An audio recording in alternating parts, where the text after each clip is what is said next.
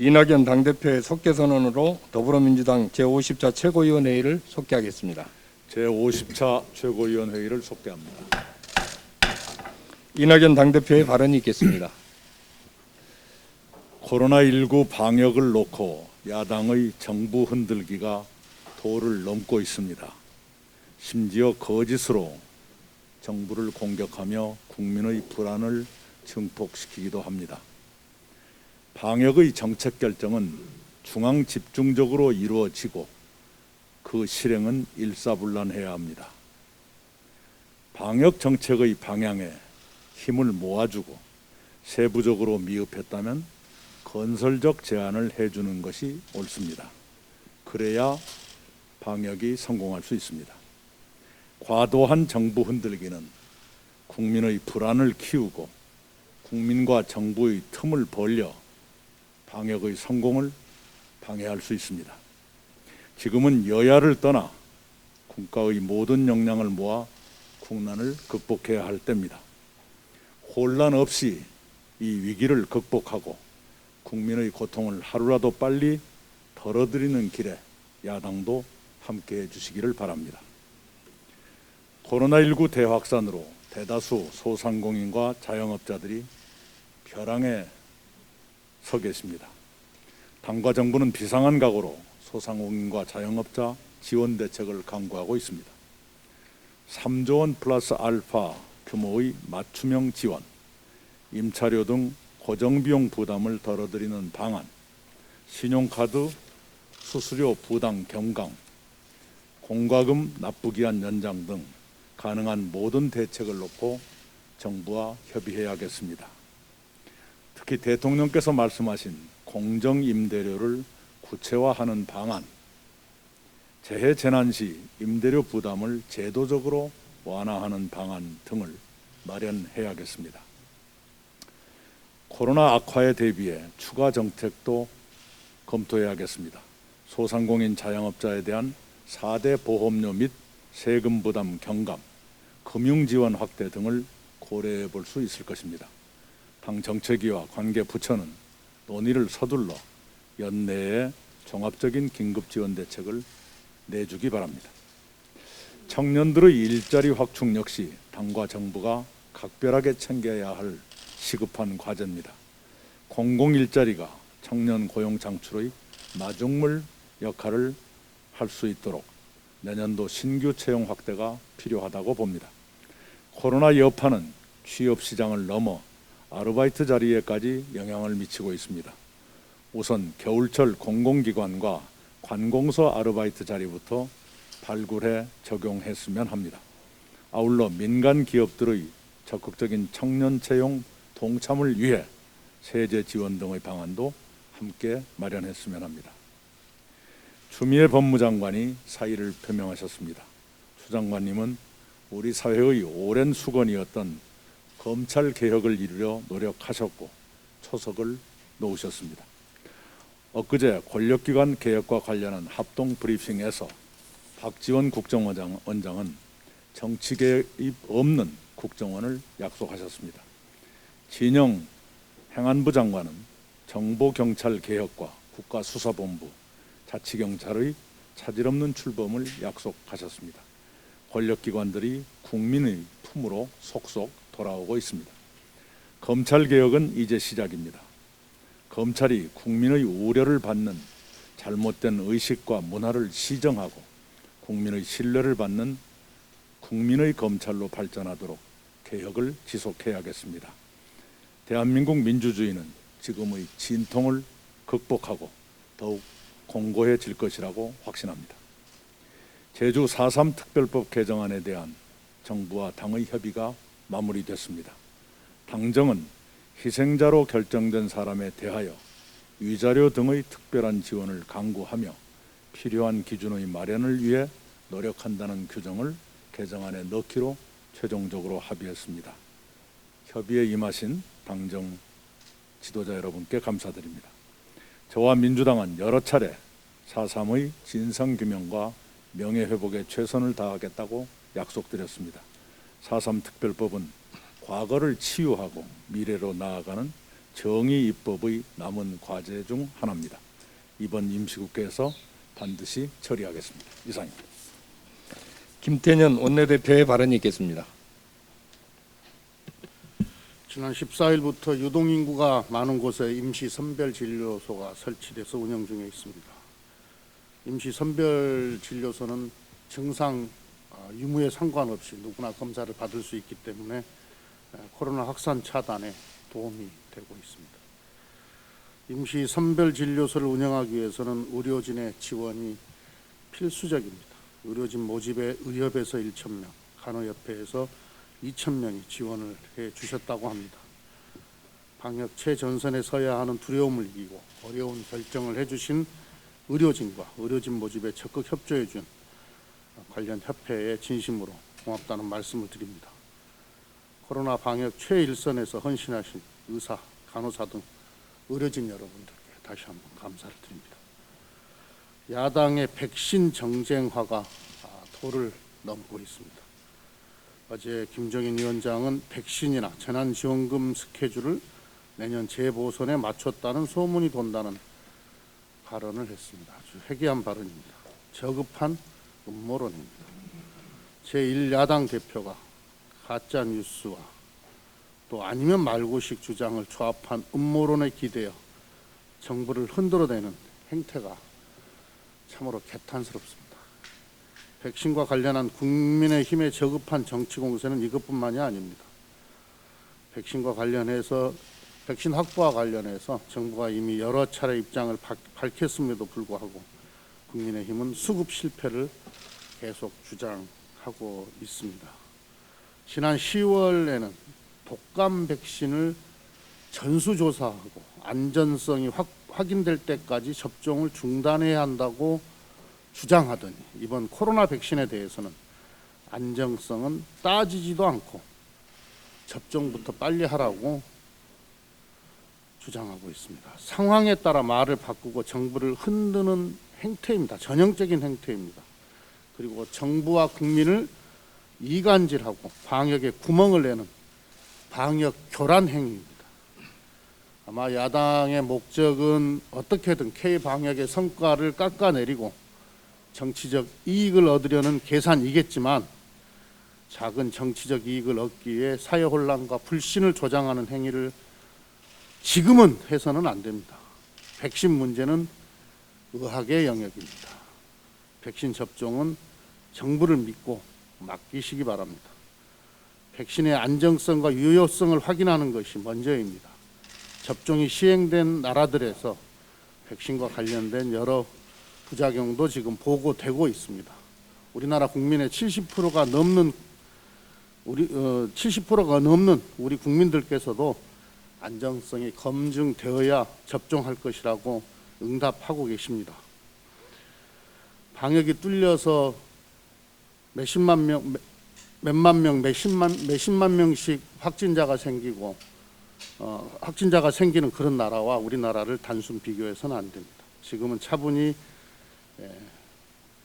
백신 계약을 마무리하면서 백신의 효과와 안정성을 모니터링해야 할 때입니다. 야당이 백신 음모론을 퍼뜨리는 것은 방역을 방해하고 국민의 생명을 위험에 빠뜨릴 뿐이라는 말씀을 다시 한번 드립니다. 야당에게 다시 한번 촉구합니다. 방역 당국과 정부의 노력에 흠집만 내려는 정쟁을 중단하고 코로나 극복에 함께 힘을 모아주십시오. 어제 정부의 내년도 경제정책 방향이 발표됐습니다. 내년도 우리 경제의 키워드는 회복과 성장, 경제구조 대전환입니다. 정부는 철저한 방역을 바탕으로 빠르고 강한 경제 회복을 위해 내년 예산의 72%에 달하는 333조 원을 상반기에 집중 투입합니다. 먼저 극심한 피해를 겪고 있는 자영업자와 소상공인을 지원하기 위해 새해가 밝는 대로 신속하게 3조 원 플러스 알파 규모의 긴급 피해 지원금을 지급하겠습니다. 30.5조 원으로 대폭 늘어난 직접 일자리 예산도 조기 집행해서 50만 명 이상을 1월 중에 채용하도록 노력하겠습니다. 또한 정부는 코로나 위기로 취업 기회가 상실된 청년들을 위해 청년 일경험 사업을 10만 명으로 확대 지원할 것입니다. 저희 더불어민주당과 정부는 코로나가 진정되는 대로 소비, 고용 회복과 경제 활력을 제고하기 위한 공격적 성장 정책을 추진하겠습니다. 내년에는 빠른 시간 내에 확실한 경제 회복 모멘텀을 만들어내는 한편 우리 경제의 성장 경로 자체를 끌어올리기 위한 정책 노력 강화가 기요합니다. 이를 위해 당과 정부는 공공, 민자, 기업 투자 프로젝트를 110조 원으로 확대해서 투자 개선 모멘텀의 본격적 확산을 추진하겠습니다. 수출 중소, 중견기업의 애로사항을 개선하기 위해 국내 선사 임시 선박의 50%, 21년 선봉량 증가분 중 45%를 우선 제공하고 장기 운송계약 체계를 지원할 것입니다. 이와 함께 정부는 디지털 뉴딜, 그린 뉴딜에 26조 원을 투자해서 혁신경제 선도와 저탄소 경제로의 전환으로 신산업을 창출할 것입니다. 2025년까지 디지털, 그린 뉴딜 선도 인재 30만 명 양성을 본격화해서 선도형 경제 전환의 인적 기반도 확충할 것입니다. 이러한 정부의 강력한 성장 정책이 효과를 발휘하게 되면 내년도 우리 경제의 3.2%의 성장 목표도 충분히 달성하게 될 것입니다. 저희 더불어민주당은 2021년을 포스트 코로나 선도형 경제 도약의 원년으로 만들겠습니다. 정부가 코로나 위기를 극복하고 경제 반등의 모멘텀을 만드는 동안 저희 더불어민주당은 선도형 경제로의 대전환과 사회 안전망 강화를 위한 제도적 기반 마련에 힘쓰겠습니다. 한국판 뉴딜의 성공을 위해 데이터 기본법, 그린 뉴딜 기본법 등 디지털 뉴딜과 그린 뉴딜의 법적 기반을 마련하겠습니다. 재난 후에 어김없이 찾아오는 깊은 양극화의 골짜기를 메우기 위해 고용, 사회 안전망도 탄탄하게 구축하겠습니다. 아울러서 필수 노동자, 아동, 청소년과 청년, 노인 등 취약계층을 지원하는 맞춤형 제도도 확대해 나가겠습니다. 김종민 최고위원의 발언이 있겠습니다. 예, 오늘 제5차 공수처장 후보 추천위원회가 회의를 재개합니다. 지난달 25일 열린 4차 회의 후 3주 만에 다시 열려서 국민의 기대가 큽니다. 추천 절차를 마무리해서 속도를 낼 것으로 기대합니다. 야당에서는 추천위원 사퇴 등을 통해서 다시 공수처장 선정에 시간 끄기를 하는 거 아닌가 하는 그런 국민적 비판을 받고 있습니다. 추천위가 7명에서 6명이 되어도 이미 추천위 구성은 완료됐습니다. 의결 정족수 5인도 충족하고 있습니다. 과거 박근혜 전 대통령 탄핵 결정 당시에 헌법재판소 재판관 1명의 임기가 끝나서 공석이었지만 정상적으로 판결을 내리면서 촛불 시민의 염원으로 새로운 대한민국을 열었습니다.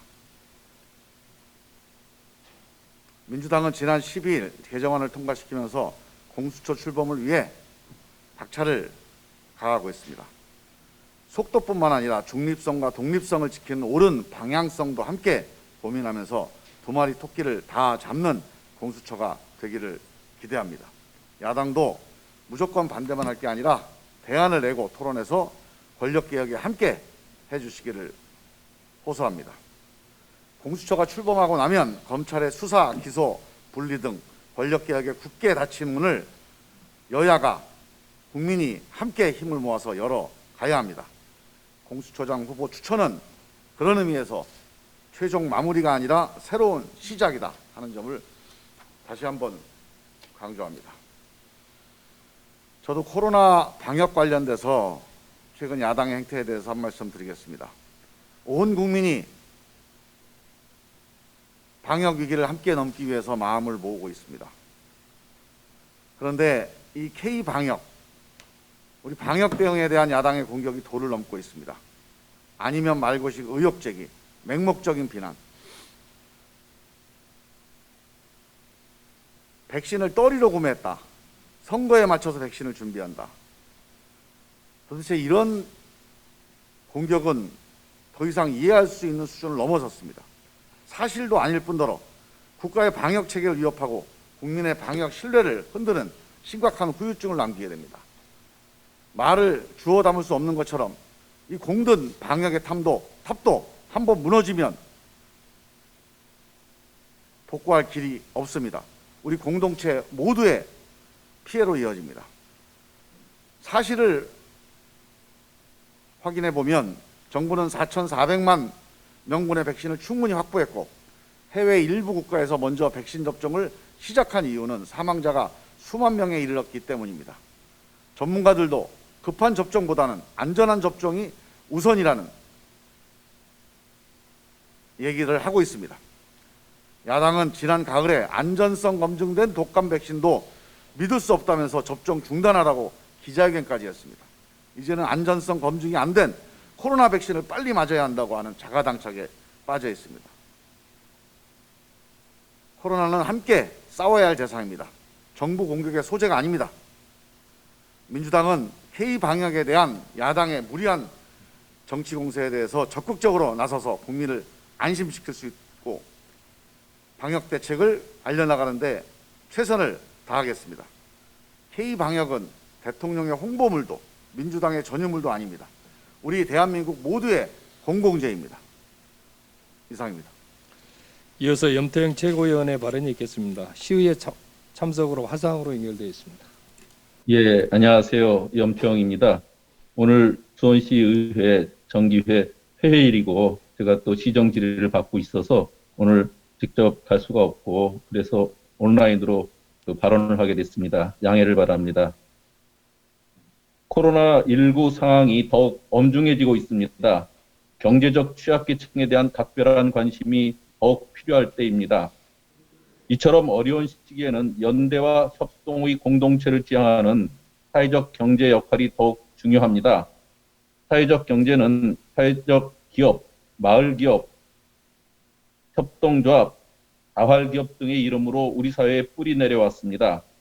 참여정부 시절인 2007년에는 사회적 기업 육성법 제정으로 사회적 기업 지원의 토대를 마련하였고 전 정부는 사회적 경제 활성화를 주요 정책 과제로 추진해 왔습니다. 그 결과 2017년 16,000여 개이던 사회적 경제 기업이 2019년에는 22,000여 개로 2년 사이 32%나 늘어났습니다. 종사자 수는 13만 명이 넘어섰습니다. 또한 전국 220여 개 지자체에서 사회적 경제 관련 조례를 제정하는 등 지역과 현장에서 착실히 기반을 키워나가고 있습니다. 하지만 아직 우리는 사회적 경제 전반을 아우르는 기본 법령이 없습니다. 고용노동부는 사회적 기업, 기획재정부는 협동조합, 행정안전부는 마을기업, 보건복지부는 자활기업을 담당하는 등 사회적 경제는 14개 개별법과 15개 부처로 흩어져서 관리되고 있습니다. 이 때문에 사업의 비효율과 낭비가 발생하고 사회적 기업의 통합적 지원과 육성도 어렵습니다. 따라서 사회적 경제의 개념과 범위를 통일하고 정책의 지속성과 안정성을 유지하려면 이를 두루 아우르는 기본법 제정이 꼭 필요합니다.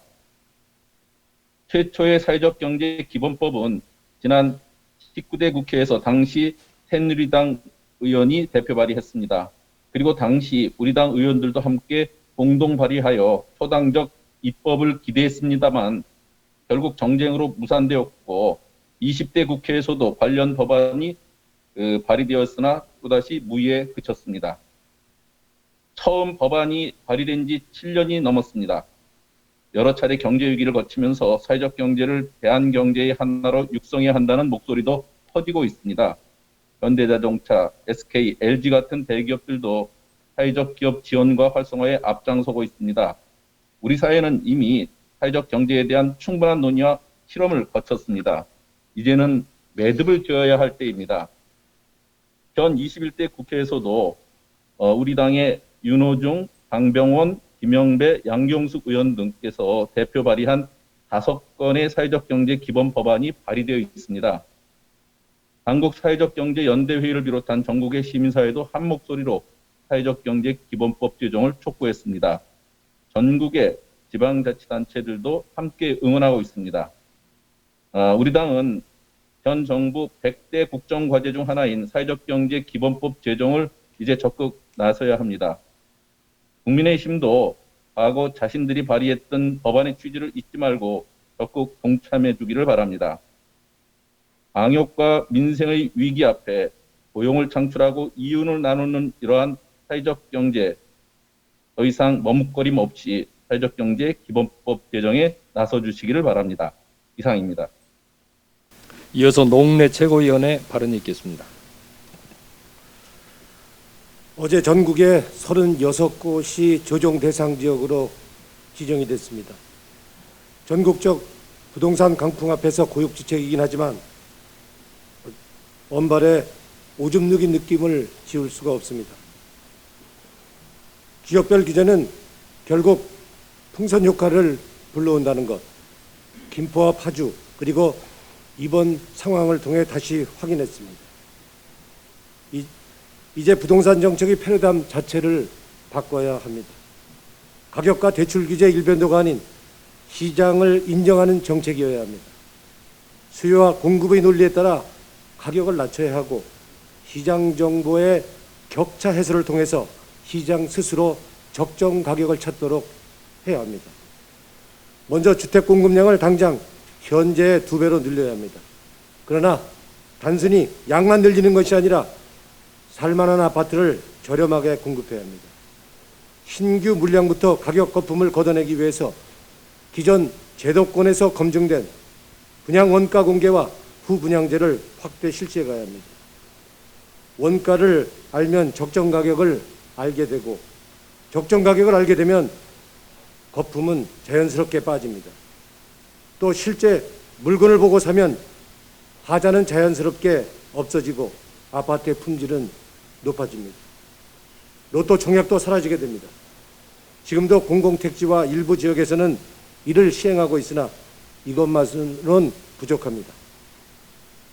현재 서울의 민간주택 공급은 대부분이 재개발 재건축으로 이루어지고 있는데 이는 도시 및 주거환경정비법을 통해 시행되는 사실상 공익사업입니다. 따라서 재개발 재건축의 경우 공공택지와 같이 분양 원가를 공개하게 하여 소비자의 정보 불균형을 해소하고 시장에서 자율적으로 적정 가격이 낮아지게 유도해야 합니다. 대통령께서도 공급 속도와 공급 확대 발언을 하신 만큼 변창흠 국토부 장관 지명자는 공급 정책의 방점을 찍고 분양원가 공개와 점진적 후분양제를 확대시켜서 싸고 질 좋은 아파트 공급에 적극 나서기를 당부합니다.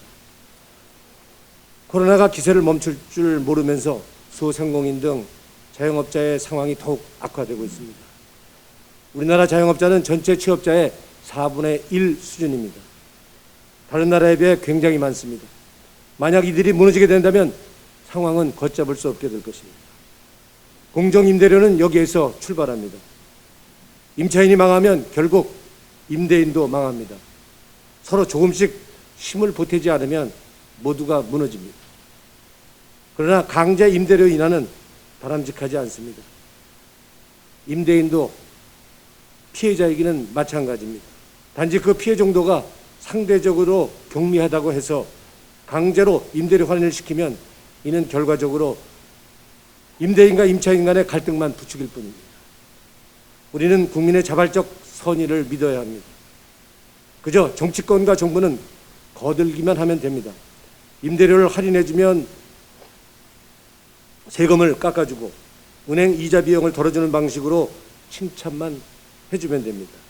그러면 반드시 착한 임대인은 늘어날 것이고 따뜻한 공생의 관계를 스스로 형성해 갈 수 있습니다. 공정임대료가 자발적으로 자리 잡을 수 있도록 관련 혜택에 대해 심도 있는 논의가 요구됩니다. 이상입니다. 신동근 최고위원의 발언이 있겠습니다.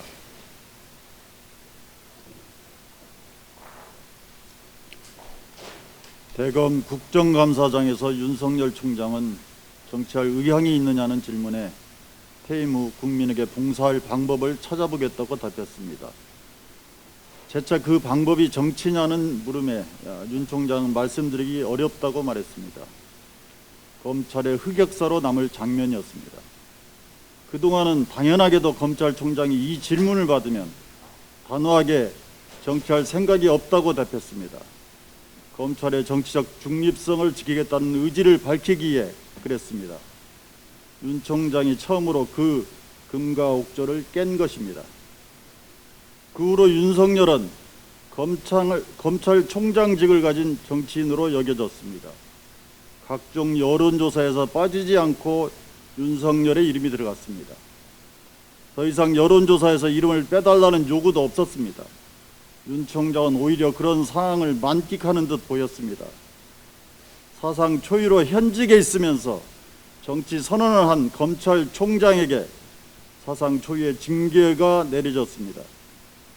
판사 사찰이 징계 사유로 인정되었고 채널A 감찰 방해에 대해서 국정원 댓글 수사 당시 수사 방해를 당했던 당사자가 그때 상사들이 했던 모습을 재현했다는 비난을 들어야 했습니다. 그토록 저항하고 칼을 휘둘렀지만 검찰개혁은 입법으로 제도화됐습니다. 초인적인 강단을 발휘하여 검찰과 맞서 싸우며 개혁을 밀고 나갔던 추미애 장관은 명예의 퇴진을 선택했습니다. 이쯤 되면 윤 총장은 인간적, 도의적 부끄러움을 알고 스스로 물러나는 게 도리입니다. 대통령과 끝까지 가보겠다는 것도 불사하겠다는 태도는 용기가 아니라 객기입니다. 인간적으로 몹쓸 일입니다. 검찰을 지키는 길이 아니라 검찰을 더 수렁으로 빠뜨리는 일입니다. 중용에서 공자가 지치근용이라는 말을 합니다. 부끄러움을 아는 것은 용기와 가깝다는 뜻입니다. 윤 총장에게 진짜 필요한 용기가 바로 부끄러움을 부끄러움으로 받아들이는 그 용기라는 걸 빨리 깨닫기 바랍니다. 문재인 대통령께서 화성에 있는 공공임대주택을 방문했을 때의 일로 그동안 국민의힘이 거품을 물고 공세를 폈습니다. 유승민 전 의원은 네가 가라 공공임대라는 망언으로 500만에 이르는 공공주택 거주자들의 가슴에 대못을 박았습니다. 이것도 모자라 국민의힘 대변인 김은혜 의원은 가짜 정보 조작을 동원하기까지 했습니다. 대통령이 공공임대주택 방문 시 LH가 인테리어 비용으로 4천만 원을 썼고 그 방문을 위해 행사 비용으로 4억을 써 쇼를 연출했다고 떠들어댔습니다. 그러나 해당 주택을 위한 인테리어 시공은 전혀 없었고 가구 집기도 임시 대여한 것으로 밝혀졌습니다. 대여한 집기도 침대, 소파, TV, 테이블 같은 간단한 소품들임이 현장 사진으로 분명히 남아 있습니다. 또한 새벽 드릴 공사는 조작된 허위사실로 밝혀졌습니다. 실제 거주자들이 커뮤니티에 조목조목 사실을 밝히고 있습니다.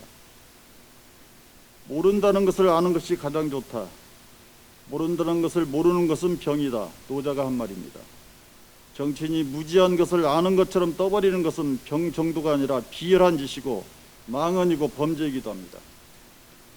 지난 대선 때 후보로 공공임대주택 확충을 공약했던 유승민 전 의원의 공공주택 폄하는 비열한 망언이었습니다.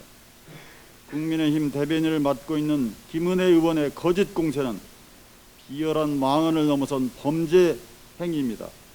마땅히 사죄해야 합니다. 그러지 않으면 사죄하도록 만들겠습니다. 송파 세모녀 사건 2014년 2월 서울 송파구 석촌동에 단독주택 지하 1층에 새들어 살던 세 모녀가 생활고 끝에 번개탄을 피워 결국 스스로 생을 마감한 사건입니다. 유승민, 김은혜 등에게는 지하 1층 10평에 주거했던 송파 세모녀의 공공에 대한 조금의 감수성도 없어 보입니다. 오로지 비뚤어진 분열적 사고만 보일 뿐입니다. 앞으로는 모르면 모른다고 하고 공감하지 못하면 솔직하게 공감하지 못한다고 말하길 바랍니다. 이상입니다. 이어서 양향자 최고위원의 발언이 있겠습니다.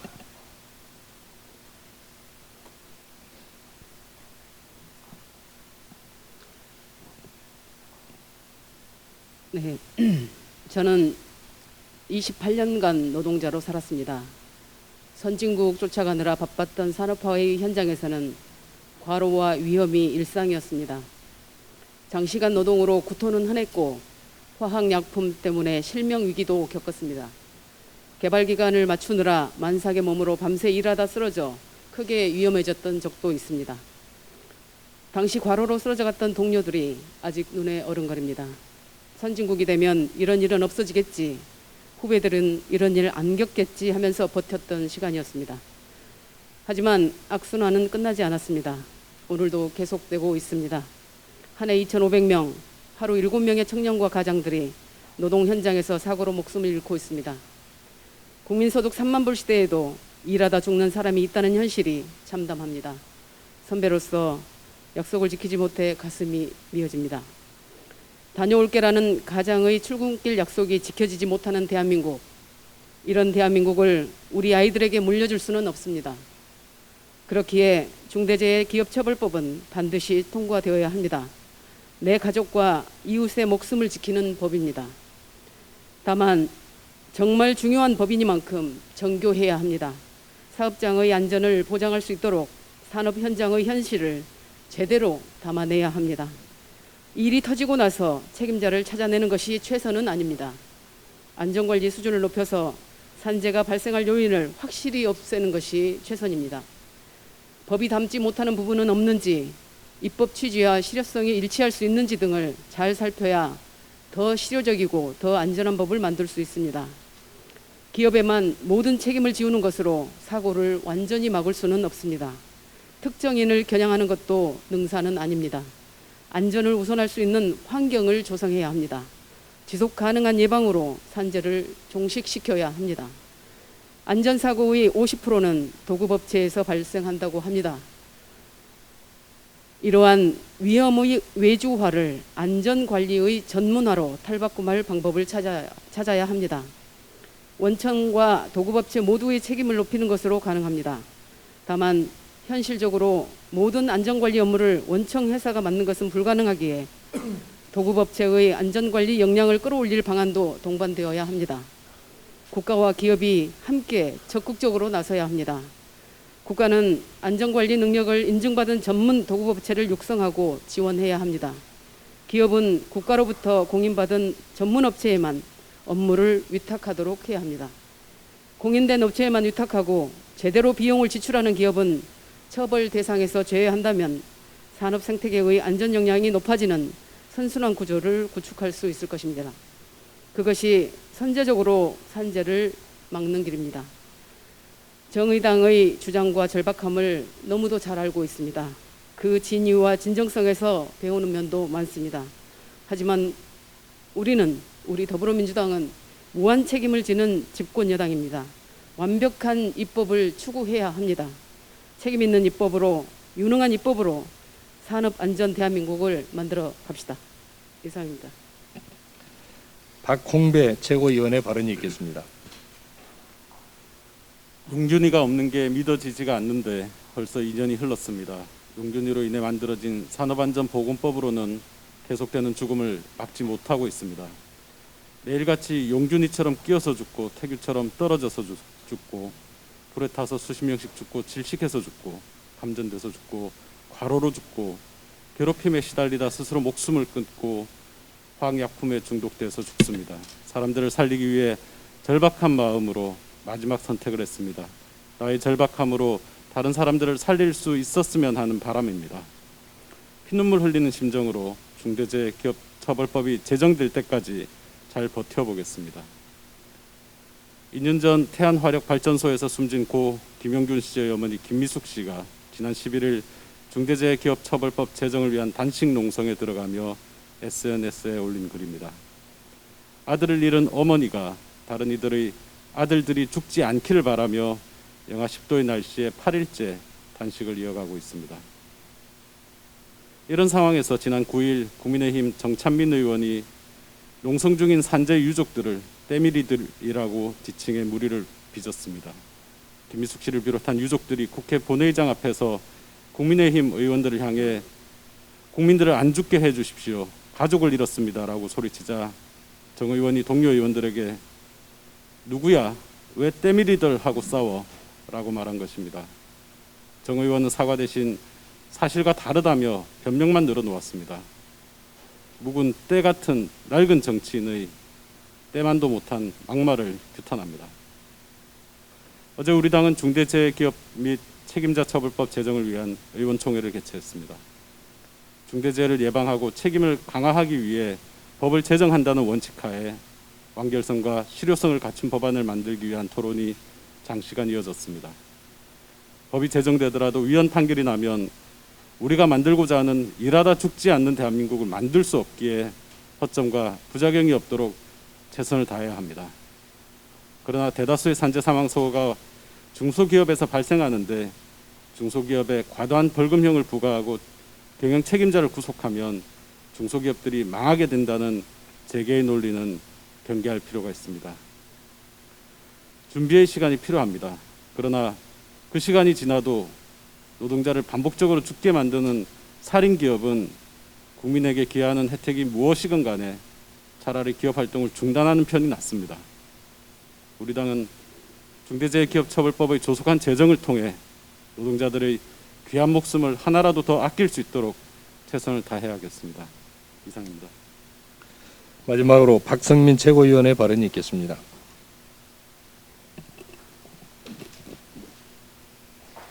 네, 국가를 위해 헌신하는 청년 장병들의 처우 개선을 위해 보다 적극적인 지원 대책을 추진해야 합니다. 일례로 청년 장병이 급여를 저축하여 전역 후 사회 진출의 마중물로 활용하기 위해 적금에 가입할 수 있도록 하는 장병 내일 준비 적금이라는 정책이 있습니다.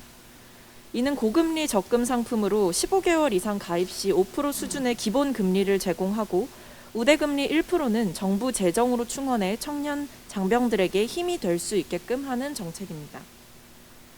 그런데 최근 장병 적금과 관련해 마치 정부 여당이 일부러 약속을 지키지 않는다는 식의 언론 보도와 정부와 여당이 장병 적금의 무관심에 관련 개정 법안이 통과되지 못했다는 윤창현 국민의힘 의원 측의 일방적인 주장이 있었습니다. 사실과 다른 주장이 청년의 눈을 가리고 진실을 호도하지 않도록 사실관계를 명확하게 바로잡고자 합니다. 첫 번째, 군장병 적금 우대 금리가 조기에 정착하지 못했던 가장 결정적인 이유는 바로 20대 국회에서 야당 법사위원회 반대 때문이었습니다. 2018년 12월 5일 김도읍 의원은 이렇게 말씀하셨습니다. 퍼주다 이제 개인이 적금 드는 것에 대해서도 예산 지원을 하고 라며 장병들의 헌신과 노고를 위한 정당한 지원이라는 본질은 간과한 채 그저 이를 퍼주기 정책으로 규정하고 반대하셨습니다. 둘째, 국민의힘에서 운운하는 정부 여당의 무관심은 근거 없는 비판에 불과합니다. 우리 당은 이미 20대 국회 그리고 21대 국회에서도 청년 장병 적금 관련 재정 지원을 위해서 병역법 개정안을 발의 완료하였습니다. 20대 국회 병역법 개정안은 야당의 반대로 폐기되었고 21대 국회에서는 우리 당 김병주 의원께서 발의 완료하셨습니다. 윤창현 의원님, 정부와 여당을 비판하기 전에 당내 이견 정리와 설득이 먼저인 것으로 보입니다. 참고로 군 장병 적금에 강하게 반대하셨던 김도읍 의원께서는 이번 21대 국회에서도 법사위 위원으로 자리하고 계십니다. 또다시 발목 잡기 하실까 염려스럽습니다. 국민의힘이 청년 정책마저도 정치 쟁점화하고 사실과는 다른 주장으로 갈라치기를 시도하는 공세에 대해 매우 유감스러운 마음을 표합니다. 그리고 차라리 저는 국민의힘 의원님들께 제안 드리고 싶습니다. 정치 공세는 멈추고 장병 내일 적금이 제대로 추진되기 위해서는 관련 법 개정에 함께 힘을 모아주십시오. 청년 장병들은 지금도 국가를 위해 헌신하고 있습니다.